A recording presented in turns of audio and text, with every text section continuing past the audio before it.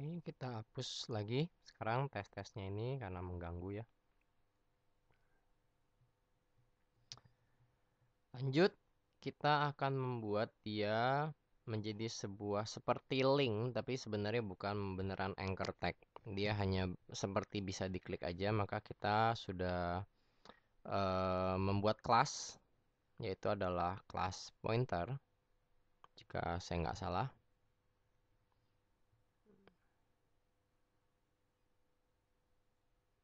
Sepertinya belum, jadi saya akan buat dulu kelas pointer. Oh, ada nih, kelas pointer ya, kursornya pointer. Ya, jadi dia akan membuat elemen yang memiliki elemen pointer ini jika di hover, dia akan kursornya pointer, ya. Jadi header kita lihat seperti ini. Kita ingin pointer paragrafnya, bukan listnya. Jadi kita memasukkan kelas pointer di sini. Oops, sorry, titiknya kutip ya, saya nggak include. Oke, seperti itu.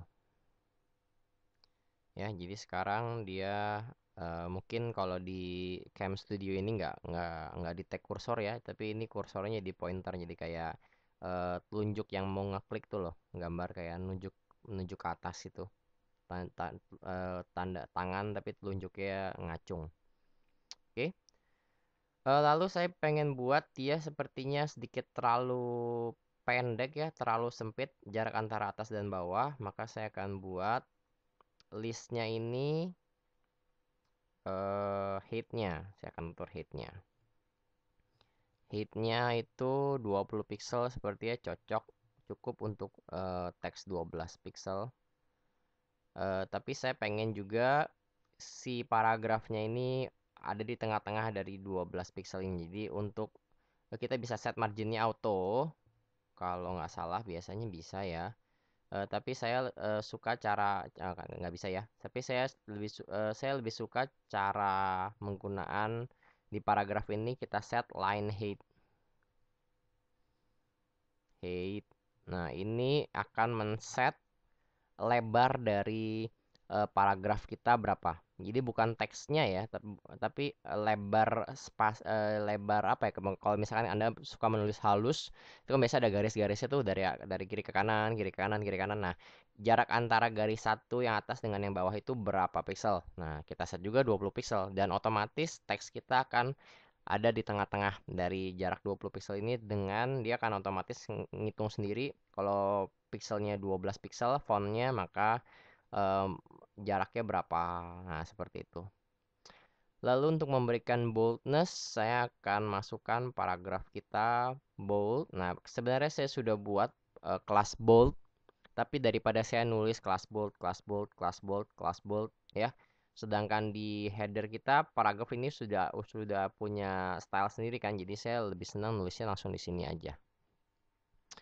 Font weight. Jadi nulis sekali untuk 4. Jadi jika Anda sudah membuat kelas, Anda nggak harus menggunakan style di dalam kelas itu dengan mengincludekan kelas ya. Kalau Anda punya 100 elemen di sini, apa Anda ingin buat satu-satu? Lebih baik Anda tulisnya di sini aja, Anda tulis sekali. Dan kalaupun besok-besok harus diubah, Anda cuma cuma perlu mengubah ini aja satu kali. Jadi kelas itu untuk mempermudah, tapi tidak harus dipakai dengan cara menggunakan insert kelas itu, di-includekan kelasnya. Jadi itu pinter-pinternya Anda aja. Oke. Font weight bold, kita lihat lagi hasilnya. Ya, sudah cukup bagus. Tapi untuk menambahkan hover effect, saya pengen saat di hover warnanya sedikit berubah. Oke. Jadi saya akan buat P ini, dia adalah dia bisa sih sebentar. Dia bisa di hover dan bisa nggak. Ini normal dan ini saat di hover. Nah, untuk menambahkan perubahan warna, jelas jelek sekali kalau misalkan saya hover malah tulisannya sedikit lebih abu-abu. Maka dari awal warnanya saya set sedikit abu-abu. CC CC CC misalkan. Sedangkan saat di hover, colornya jadi EF EF EF. Ya, jadi sedikit lebih terang. Wah, warnanya sekarang abu-abu dan saat saya hover warnanya jadi putih ya. Jadi ini eh kreatif-kreatifnya aja lah membuat sedemikian rupa web itu menarik dan sedinamis mungkin walaupun sebenarnya nggak dinamis. Ini belum masuk ke dinamis sebenarnya ya. Tapi terlihat lebih cantik kan dengan seperti ini. Oke. Lalu apa lagi ya? Sekarang kita akan membuat drop down menunya, ya. Drop down menunya, jika Anda menggunakan jQuery, biasanya sudah banyak sekali jQuery plugins untuk membuat drop down menu. Tapi saya akan membuat yang simple aja menggunakan JavaScript, ya, JavaScript dan jQuery. Oke. Untuk sebelumnya, pertama kita buat dulu drop down menunya apa. Jadi kita buat div di bawah UL-nya ini masih masuk ke dalam header. Div, misalkan saya kasih nama ID-nya adalah drop down. Oke, ya. Drop down. eh, Lalu eh, kita buat div ID drop yang search. Ada 4 ya, kita punya 4 menu. Drop search, drop login, drop chart, dan drop menu. Oke, kita buat ID itu aja. Kenapa saya kasih ID? Mungkin saya akan perlukan nanti, jadi dari awal saya tulis aja dulu, nggak masalah. Kalau nggak dipakai nggak masalah. Ini saya untuk tes aja, saya masukin di sini search. Yang di sini adalah login. Jadi kelihatan kalau drop down menunya itu lagi kebuka. Lalu ada chart dan ada menu. Wait, sorry, paragraf ya. Menu ini juga apa sih? Chart begini. P, sorry, P menu. Oke. Nah, kalau kita langsung set, kita langsung lihat dia di sini ya kan? Karena dia tadi itu float left tadi itu. Maka eh, untuk menyiasatinya yang di apa ya namanya, yang di float left itu adalah headernya, bukan cuma listnya aja, sorry, yang di float left, yang di absolutkan itu bukan UL-nya aja, tapi saya ingin ke semuanya kan, karena itu satu kesatuan. Jadi ini saya hapus, saya masukkan ke div di headernya, dia masuk ke absolute. Dan karena whole kita itu adalah relatif, mana whole kita, whole ya kan, whole saya nggak set index.php, kita lihat. Nah, whole kelas relatif, jadi otomatis dia akan merefer sesuai dengan whole kita. Whole kita ya sebenarnya inherit dari body kan, jadi sama aja. Ke body juga bontot-bontotnya. Oke, kalau kita lihat sekarang, nah sekarang dia balik ke sini lagi, mungkin ada yang salah. Sebentar saya coba cek lagi. Oh iya, karena positionnya ada di UL ya. Jadi kita set lagi sekarang positionnya ini di headernya tok. Ya, di headernya bukan di UL-nya. Kita set. Ya, nah sekarang saya pengen search ininya dia rata kanan ya. Rata kanan. Jadi untuk membuat itu saya sudah buat alignment-nya, kelasnya. Jadi saya buat di sini aja drop down div ID kelas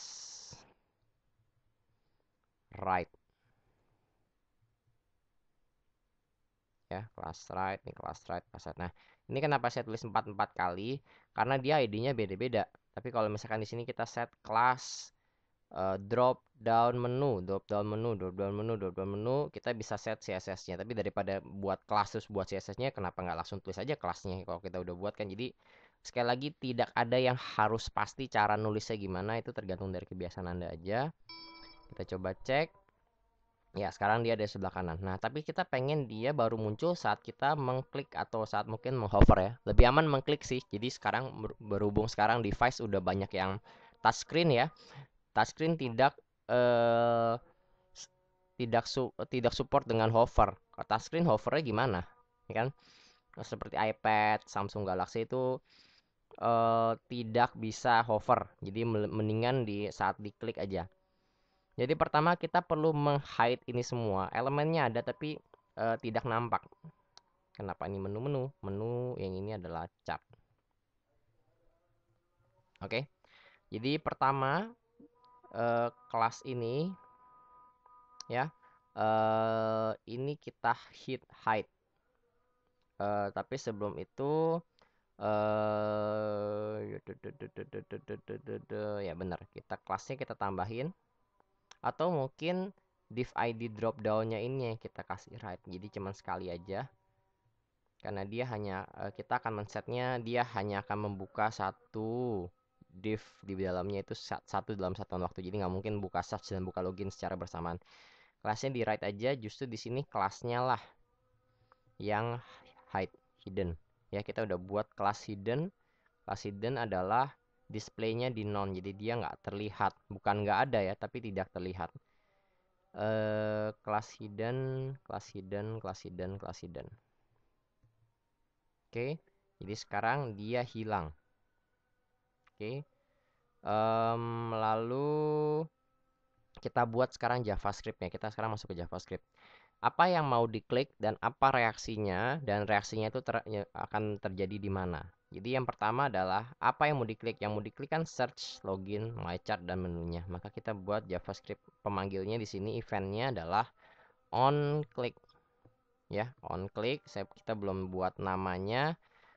Katakanlah namanya itu misalkan toggle. Toggle itu adalah membuka saat tertutup dan tertutup saat membuka. Jadi tidak absolute show, tidak absolute menghide. Jadi toggle. Toggle menu karena di sini menu kan ya. Toggle menu parameternya kita belum set. eh, Toggle menu langsung kita tulis aja ya. Jadi targetnya di mana? Atau kalau nggak kita balik ke JavaScript dulu deh. Balik ke index.php, kita perlu mengincludekan JavaScript yang kita pengen. Sekali lagi karena ini header, maka otomatis akan terload JavaScript-nya karena kita bisa buka di mana aja js.header.js misalkan. Jadi kita buat filenya JavaScript header. Iya, kosongkan. Kita tulis function toggle menu ya. Nah, toggle menu ini tergantung dari apa yang dia kan tergantung dari siapa yang ngeklik nih bener. Tapi tujuannya juga relatif kan. Kalau saya pengen klik yang search maka dia akan toggle yang search. Login maka dia akan toggle yang login. Maka kita masukkan parameternya di sini. Dia akan toggle ini kan. Ini nih drop search ya. Jadi kita langsung tulis aja di sini drop search karena dia jQuery ini support pemanggilan elemen seperti CSS, jadi langsung kita tulis aja pakai tanda pagar. Ya, kayak CSS lah kita kalau mau mentargetkan ke ID kan pakai tanda pagar, drop search. Oke. Dan di sini kita tulis misalkan kita kasih nama variabel, misalkan target. Ya, target kita kemana kan? Jadi itu adalah target kita.